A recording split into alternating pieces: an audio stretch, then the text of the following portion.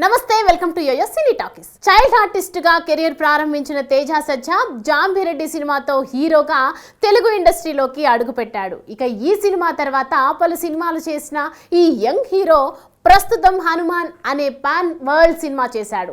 ప్రశాంత్ వర్మ హనుమాన్ సినిమాకు దర్శకత్వం వహించగా ఈ చిత్రాన్ని ప్రైమ్ షో ఎంటర్టైన్మెంట్ బ్యానర్స్ పై కె నిరంజన్ రెడ్డి తెరకెక్కించారు. ఇప్పటికే రిలీజ్ అయిన టీజర్, ట్రైలర్లు పాజిటివ్ టాక్ తెచ్చుకోవడంతో హనుమాన్ పై భారీ అంచనాలు నెలకొన్నాయి. హనుమాన్ సినిమా తెలుగు, హిందీ, తమిళం, కన్నడ, మలయాళం, మరాఠీ భాషల్లో ఇవాళే ప్రేక్షకుల ముందుకు వచ్చింది. హనుమాన్ సినిమా ఎలా ఉంది, యంగ్ హీరో ఖాతాలో హిట్ పడిందా అనే విషయాలను యోయో రివ్యూలో తెలుసుకుందాం.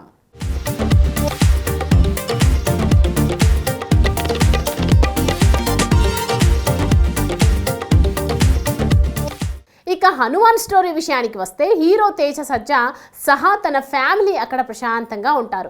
ఇంతలో టెక్నాలజీని ఉపయోగించుకొని సూపర్ పవర్స్ సాధించాలని విలన్ ప్రయత్నిస్తూ ఉంటాడు.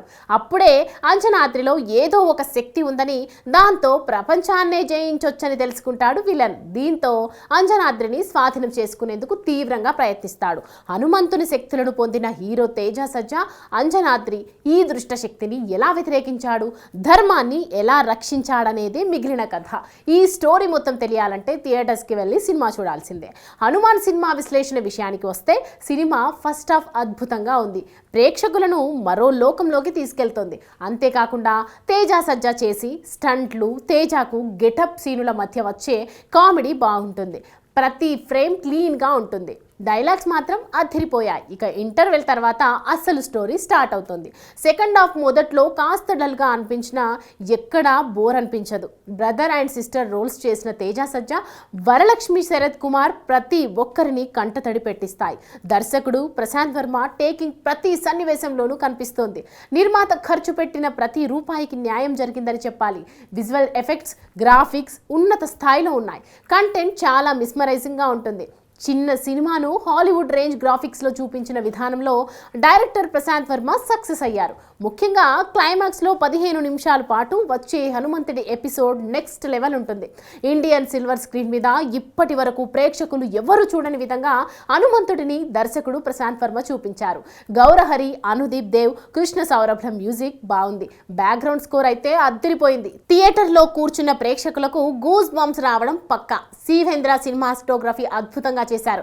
ఎస్పీ రాజు తలారి ఎడిటింగ్ చాలా బాగుంది. ఎక్కడ కూడా అనవసరం అనడానికి లేదు. మొత్తానికి హనుమాన్ ఒక విజువల్ వండర్. ఇక నటీనటుల విషయానికి వస్తే హనుమాన్ సినిమాకు తేజ సజ్జా నటన హైలైట్ అని చెప్పాలి. హనుమాన్ పవర్స్ ఉన్న మ్యాన్ గా క్యారెక్టర్ లో ఒదిగిపోయాడు. హనుమాన్ క్యారెక్టర్ 100కు 100% న్యాయం చేశారు. హీరోయిన్ అమృత అయ్యార్ తన పాత్రతో మెప్పించేసింది. మరో కీలక పాత్రలో నటించిన వరలక్ష్మి తన నటనతో మరోసారి వావ్ అనిపించింది.